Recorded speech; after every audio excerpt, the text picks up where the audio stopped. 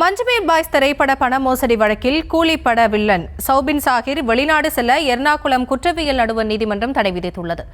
இதுகுறித்த விவரங்களோடு இணைகிறார் எமது செய்தியாளர் சதாம். இந்த வழக்கின் விவரங்கள் என்ன?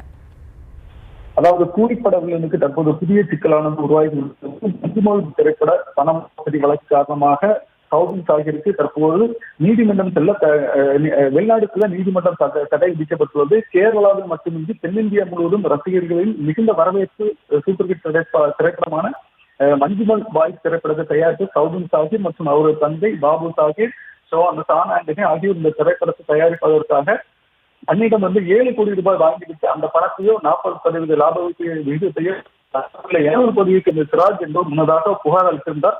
இது தொடர்பாக சிராஜ் நீதிமன்றத்தை நாடினார். பின்னர் நீதிமன்ற உத்தரவின் பேரில் மரடு காவல் நிலையத்தில் பரபாத்தின் பங்குதாரர்களான 3 பேர் மீது எர்ணாகுளம் முதல் வகுப்பு மஜிஸ்ட்ரேட் நீதிமன்றத்தில் உத்தரவின் பேரில் வழக்கு பதிவு செய்தனர்.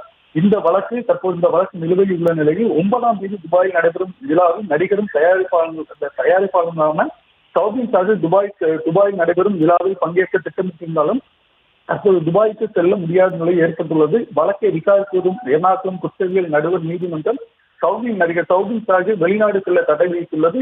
விசாரணைக்கு இடையூறு ஏற்படும் என்ற காரணத்திற்காக இந்த தடையான விதிக்கப்பட்டுள்ளது. கேரள உயர்நீதிமன்றத்தை நாடி மேல்முறையீடு செய்து வெளிநாடு செல்ல அனுமதி கோரும் சௌபின் சாகிர் திட்டமிட்டுள்ளார் என தகவல் வெளியாகியுள்ளது.